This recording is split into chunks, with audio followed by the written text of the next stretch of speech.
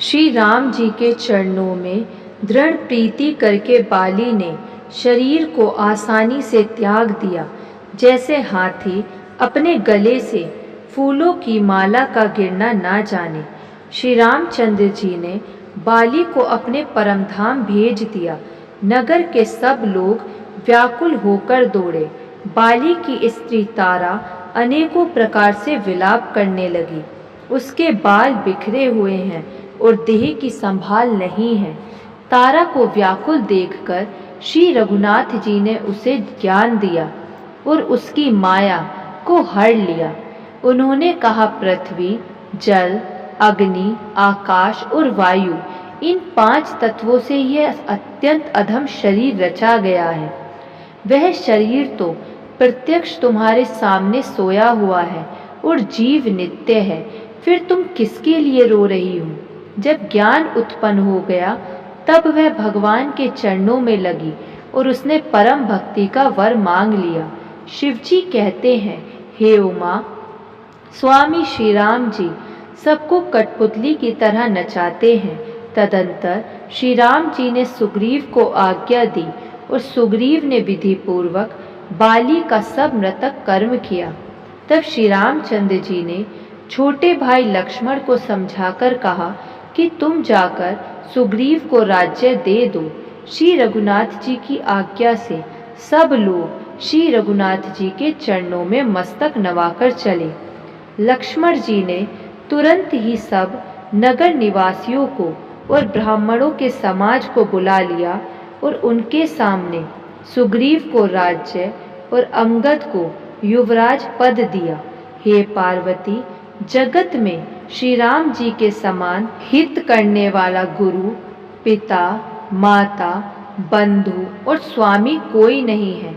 देवता, मनुष्य और मुनि सबकी यही रीति है कि स्वार्थ के लिए ही सब प्रीति करते हैं। जो सुग्रीव दिन रात बाली के भय से व्याकुल रहता था, जिसके शरीर में बहुत से घाव हो गए थे और जिसकी छाती चिंता के मारे जला करती थी, उसी सुग्रीव को उन्होंने वानरों का राजा बना दिया। श्री रामचंद्र जी का स्वभाव अत्यंत ही कृपालु है। जो लोग जानते हुए भी ऐसे प्रभु को त्याग देते हैं, वे क्यों ना विपत्ति के जाल में फंसे। फिर श्री राम जी ने सुग्रीव को बुला लिया और बहुत प्रकार से उन्हें राजनीति की शिक्षा दी। फिर प्रभु ने कहा, हे वानरपति सुग्रीव, सुनो, मैं 14 वर्ष तक गांव में नहीं जाऊंगा। ग्रीष्म ऋतु बीतकर वर्षा ऋतु आ गई, अतः मैं यहाँ पास ही पर्वत पर टिका रहूंगा। तुम अंगद सहित राज्य करो। मेरे काम का हृदय में सदा ध्यान रखना। तदंतर जब सुग्रीव जी घर लौट गए, तब श्री राम जी प्रवर्षण पर्वत पर जा टिके। देवताओं ने पहले से ही उस पर्वत की एक गुफा को सुंदर सजा रखा था। उन्होंने सोच रखा था कि कृपा की खान श्री राम जी कुछ दिन यहाँ आकर निवास करेंगे। सुंदर वन फूला हुआ अत्यंत सुशोभित है। मधु के लोभ से भोरों के समूह गुंजार कर रहे हैं। जब से प्रभु आए तब से वन में सुंदर कंद, मूल, फल और पत्तों की बहुतायत हो गई। मनोहर और अनुपम पर्वत को देखकर देवताओं के सम्राट श्री राम जी छोटे भाई सहित वहां रह गए। देवता, सिद्ध और मुनि भोरे पक्षियों और पशुओं के शरीर धारण करके प्रभु की सेवा करने लगे। जब से रमापति श्री राम जी ने वहां निवास किया, तब से वन मंगल स्वरूप हो गया। सुंदर स्फटिक मणि की एक अत्यंत उज्ज्वल शिला है, उस पर दोनों भाई सुखपूर्वक विराजमान हैं। श्री राम जी छोटे भाई लक्ष्मण जी से भक्ति, वैराग्य, राजनीति और ज्ञान की अनेकों कथाएं कहते हैं। वर्षा काल में आकाश में छाए हुए बादल गरजते हुए बहुत ही सुहावने लगते हैं। श्री राम जी कहने लगे, हे लक्ष्मण, देखो, मोरों के झुंड बादलों को देखकर नाच रहे हैं, जैसे वैराग्य में अनुरक्त किसी विष्णु भक्त को देखकर हर्षित होते हैं। आकाश में बादल घुमड़ घुमड़ कर घोर गर्जना कर रहे हैं। सीता जी के बिना मेरा मन डर रहा है। बिजली की चमक बादलों में ठहरती नहीं, जैसे दुष्ट की प्रीति स्थिर नहीं रहती। बादल पृथ्वी के समीप आकर बरस रहे हैं, जैसे विद्या पाकर विद्वान नम्र हो जाते हैं। बूंदों की चोट पर्वत कैसे सहते हैं, जैसे दुष्टों के वचन संत सहते हैं। छोटी नदियाँ किनारों को तुड़ाती हुई चली, जैसे थोड़े धन से भी दुष्ट इतरा जाते हैं।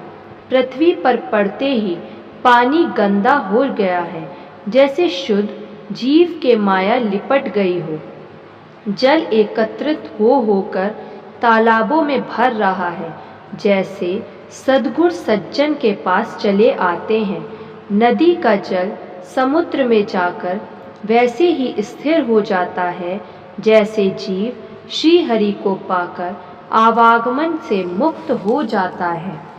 पृथ्वी घाम से परिपूर्ण होकर हरी हो गई है, जिससे रास्ते समझ नहीं पड़ते। जैसे पाखंड मत के प्रचार से सद्ग्रंथ लुप्त हो जाते हैं।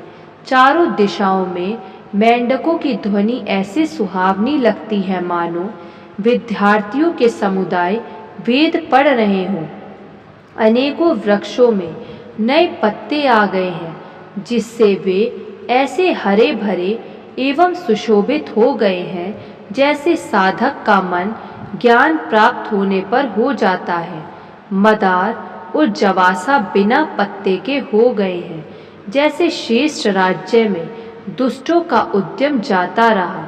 धूल कहीं खोजने पर भी नहीं मिलती। जैसे क्रोध धर्म को दूर कर देता है, अन्न से युक्त पृथ्वी कैसे शोभित हो रही है, जैसे उपकारी पुरुष की संपत्ति। रात के घने अंधकार में जुगनू शोभा पा रहे हैं, मानो दंभियों का समाज आज जुटा हो। भारी वर्षा से खेतों की क्यारियां फूट चली हैं, जैसे स्वतंत्र होने से स्त्रियां बिगड़ जाती हैं। चतुर किसान खेतों को निरा रहे हैं, जैसे विद्वान लोग मोह मद और मान का त्याग कर देते हैं। चक्रवाक पक्षी दिखाई नहीं दे रहे हैं, जैसे कलयुग को पाकर धर्म भाग जाते हैं। ऊसर में वर्षा होती है, पर वहाँ घास तक नहीं उगती। जैसे हरि भक्त के हृदय में काम नहीं उत्पन्न होता। पृथ्वी अनेक तरह के जीवों से भरी हुई उसी तरह शोभायमान है, जैसे सुराज्य पाकर प्रजा की वृद्धि होती है। जहाँ तहाँ अनेक पथिक थककर ठहरे हुए हैं, जैसे ज्ञान उत्पन्न होने पर इंद्रियां, कभी कभी वायु बड़े जोर से चलने लगती है, जिससे बादल जहाँ तहाँ गायब हो जाते हैं। जैसे कुपुत्र के उत्पन्न होने से कुल के उत्तम धर्म नष्ट हो जाते हैं। कभी दिन में घोर अंधकार छा जाता है और कभी सूर्य प्रकट हो जाते हैं। जैसे कुसंग पाकर ज्ञान नष्ट हो जाता है और सुसंग पाकर उत्पन्न हो जाता है। हे लक्ष्मण, देखो वर्षा बीत गई और परम सुंदर शरद ऋतु आ गई। फूले हुए काम से सारी पृथ्वी छा गई, मानो वर्षा ऋतु ने अपना बुढ़ापा प्रकट किया है।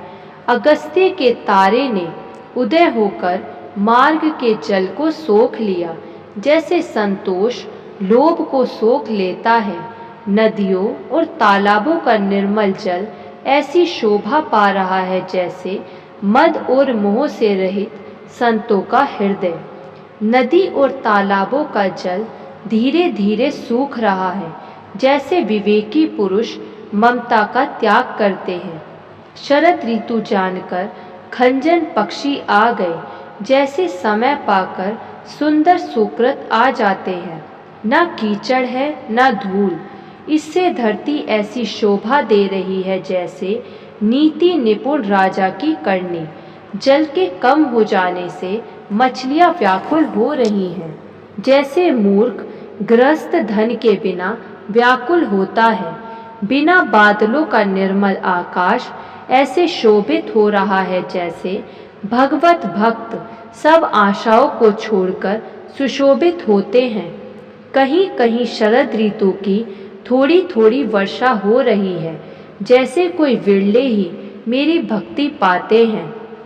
शरद ऋतु पाकर राजा, तपस्वी, व्यापारी और भिखारी हर्षित होकर नगर छोड़कर चले। जैसे श्रीहरि की भक्ति पाकर चारों आश्रम वाले श्रमों को त्याग देते हैं। जो मछलियां अथाह जल में हैं वे सुखी हैं। जैसे श्रीहरि के शरण में चले जाने पर एक भी बाधा नहीं रहती। कमलों के फूलने से तालाब कैसी शोभा दे रहा है, जैसे निर्गुण ब्रह्म सगुण होने पर शोभित होता है। भोरे अनुपम शब्द करते हुए गूंज रहे हैं तथा पक्षियों के नाना प्रकार के सुंदर शब्द हो रहे हैं। रात्रि देखकर चकवे के मन में वैसे ही दुख हो रहा है जैसे दूसरे की संपत्ति देखकर दुष्ट को होता है।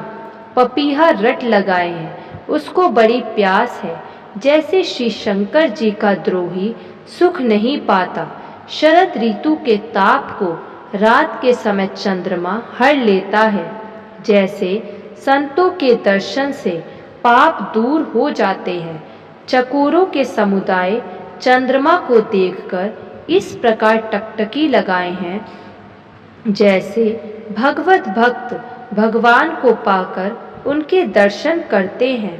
मच्छर और डांस जाड़े के डर से इस प्रकार नष्ट हो गए जैसे ब्राह्मण के साथ वैर करने से कुल का नाश हो जाता है। पृथ्वी पर जो जीव भर गए थे वे शरद ऋतु को पाकर वैसे ही नष्ट हो गए जैसे सद्गुरु के मिल जाने पर संदेह और भ्रम के समूह नष्ट हो जाते हैं। वर्षा बीत गई, निर्मल शरद ऋतु आ गई, परंतु हे तात, सीता की कोई खबर नहीं मिली। एक बार कैसे भी पता पाऊं तो काल को भी जीतकर पल भर में जानकी को ले आऊं। कहीं भी रहें, यदि जीती होंगी तो हे तात, यत्न करके मैं उसे अवश्य लाऊंगा। राज्य, खजाना, नगर और स्त्री पा गया, इसलिए सुग्रीव ने भी मेरी सुधि बुला दी। जिस बाण से मैंने बाली को मारा था, उसी बाण से कल उस मूढ़ को मारूं। शिवजी कहते हैं, हे उमा, जिनकी कृपा से मद और मोह छूट जाते हैं, उनको कहीं स्वप्न में भी क्रोध हो सकता है। यह तो लीला मात्र है। ज्ञानी मुनि जिन्होंने श्री रघुनाथ जी के चरणों में प्रीति मान ली है, वे ही इस चरित्र को जानते हैं। लक्ष्मण जी ने जब प्रभु को क्रोधयुक्त जाना, तब उन्होंने धनुष चढ़ाकर बाण हाथ में ले लिए। तब दया की सीमा श्री रघुनाथ जी ने छोटे भाई लक्ष्मण जी को समझाया कि हे तात, सखा सुग्रीव को केवल भय दिखलाकर ले आओ।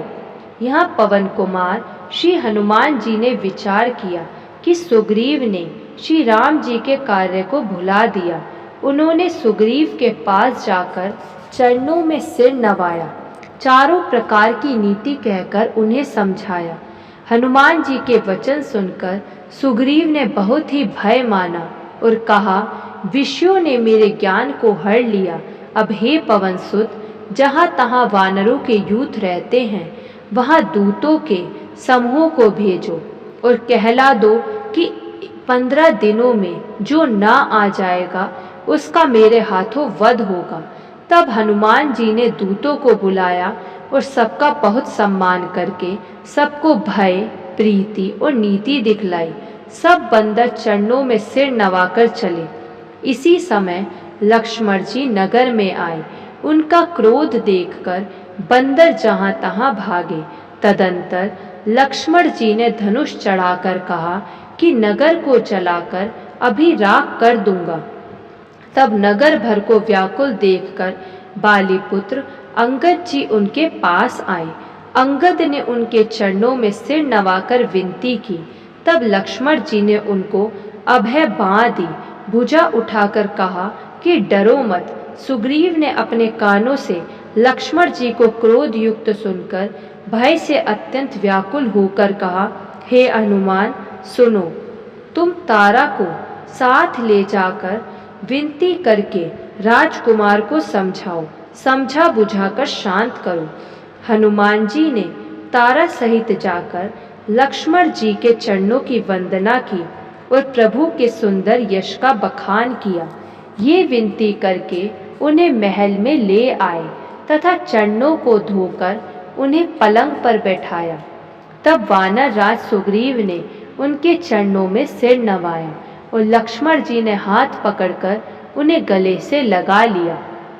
सुग्रीव ने कहा, हे नाथ, विषय के समान और कोई मद नहीं है। यह मुनियों के मन में भी क्षण मात्र में मोह उत्पन्न कर देता है। फिर मैं तो विषयी जीव ही ठहरा। सुग्रीव के विनय युक्त वचन सुनकर लक्ष्मण जी ने सुख पाया और उनको बहुत प्रकार से समझाया। तब पवनसुत हनुमान जी ने जिस प्रकार सब दिशाओं में दूतों के समूह गए थे, वह सब हाल सुनाया। तब अंगद आदि वानरों को साथ लेकर और श्री राम जी के छोटे भाई लक्ष्मण जी को आगे करके सुग्रीव हर्षित होकर चले और जहाँ श्री रघुनाथ जी थे वहाँ आए। श्री रघुनाथ जी के चरणों में सिर नवाकर हाथ जोड़कर सुग्रीव ने कहा, हे नाथ, मुझे कुछ भी दोष नहीं है। हे देव, आपकी माया अत्यंत ही प्रबल है। आप जब दया करते हैं हे राम, तभी यह छूटती है। हे स्वामी, देवता, मनुष्य और मुनि सभी विषयों के वश में हैं। फिर मैं तो पामर पशु और पशुओं में भी अत्यंत कामी बंदर हूँ। स्त्री का नयन बाण जिसको नहीं लगा, जो भयंकर क्रोध रूपी अंधेरी रात में भी जागता रहता है, और लोभ की फांसी से जिसने अपना गला नहीं बंधाया। हे रघुनाथ जी, वह मनुष्य आप ही के समान है। ये गुण साधन से नहीं प्राप्त होते, आपकी कृपा से ही कोई कोई इन्हें पाते हैं।